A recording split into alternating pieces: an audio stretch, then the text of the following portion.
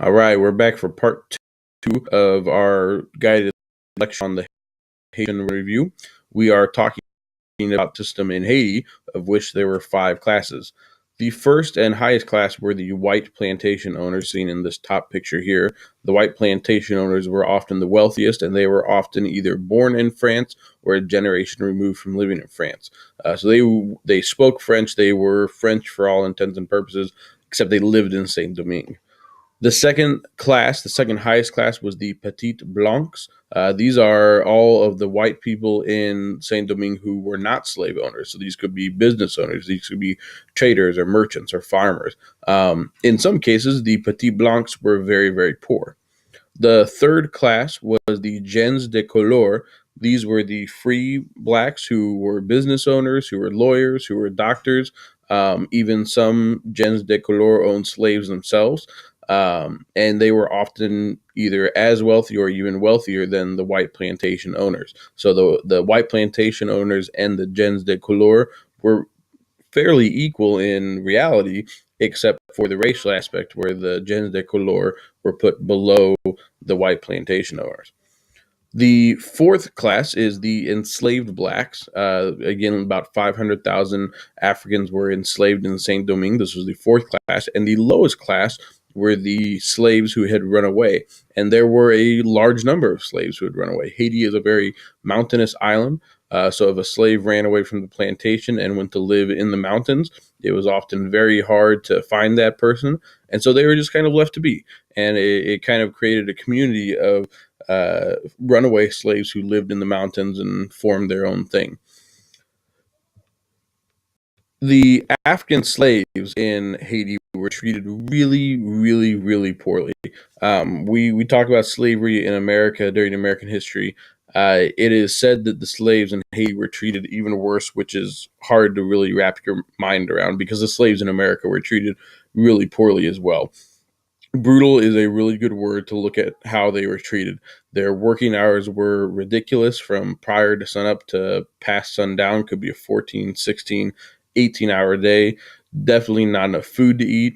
It was bad enough that the death rate for slaves was somewhere in the 20s. And what I mean by that is the average age at which a slave died was somewhere in the 20s. So they did not live very long. That is also because healthcare was very bad. So children born to African slaves often died either in childbirth or very young because if they got sick, there was just no way for them to survive. There's no healthcare for them. Working the cane fields, like we talked about a little ago, was very labor intensive. It required a lot of manual labor, a lot of lifting. You can see these tools were used to dig the fields out. They did not yet have modern machinery. So it was very, very labor intensive. You can imagine the difficulty of the work in the hot fields all day. Really, really not a good way to live your life. The production of French sugar was a labor intensive process as well.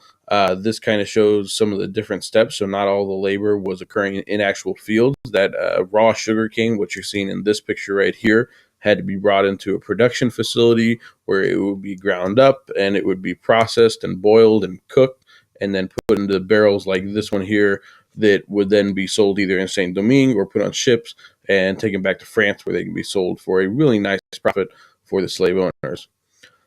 Slave punishments were very brutal, like we talked about.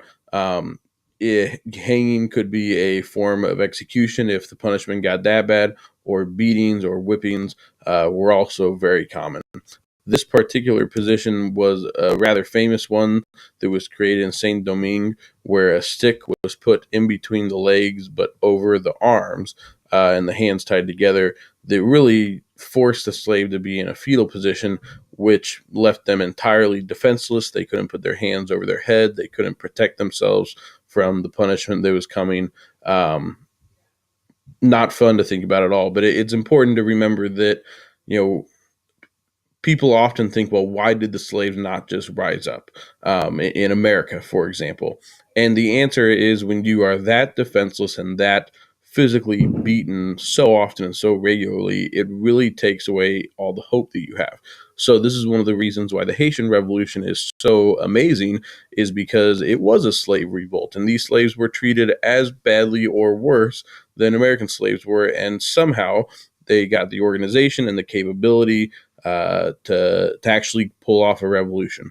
I have read, I don't know how true this is, but there's an opinion that the reason this happened is because they were treated so poorly. And there was a point at which the slave said, screw it, this is so bad, we've got to do something. So, the start of the revolution. There are three ways that the French Revolution really inspired the Haitian Revolution. Because remember, Haiti or Saint Domingue is a French colony. So, the people in Saint Domingue are paying close attention to what's going on in France. And in 1789, with the storming of the Bastille and the Tennis Court Oath and the writing of the Declaration of the Rights of Man and of Citizen, the people of Saint Domingue are seeing things are changing. Three key events really sparked the revolution. The first is the Declaration of Rights of Man and Citizen. The gens de couleur especially took to heart the equality that was talked about in the Declaration of Rights of Man. If we are really to be equal, why would we, the gens de couleur, not be equal with the white plantation owners?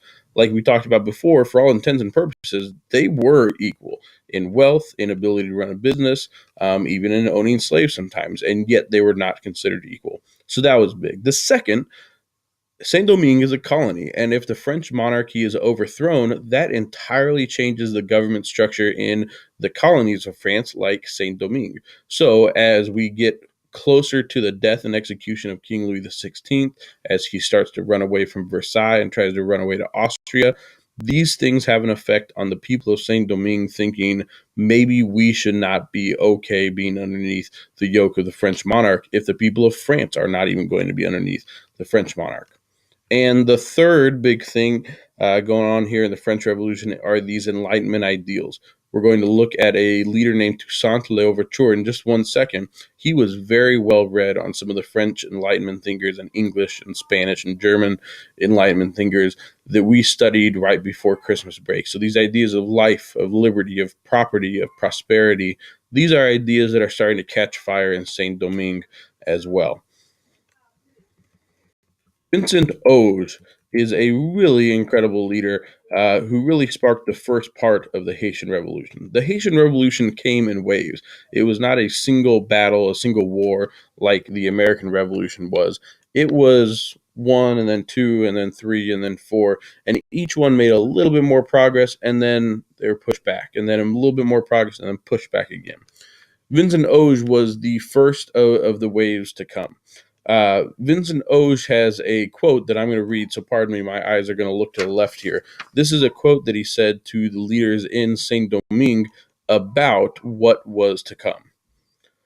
We require the execution of the decree of the 8th of March, and that decree said that all men should be treated equally.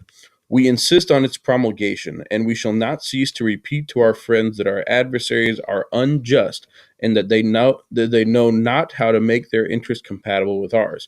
Before employing my means, I make use of mildness.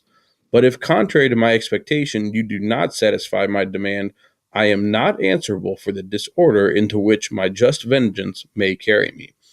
That is a threat. He is saying that if you don't listen to our peaceful requests for equality and justice, we cannot be held liable for what comes next, which is violence. What eventually came next was violence. Over 1,000 slave owners were killed. Over 1,800 farms were destroyed and burned to the ground. And unsurprisingly, the white powers in Saint Domingue were not happy about this. Vincent Oge was killed. He was broken on the wheel, and you see a picture of it here. You can imagine the brutality of this form of execution. It is as nasty as it sounds. So this goes back to what we were talking about last week about why the guillotine is sometimes seen as a kind of civilized way to kill somebody, because this is brutal, getting literally broken to pieces, getting pulled around the wheel. That's going to conclude part 2. We'll go on to part 3 next.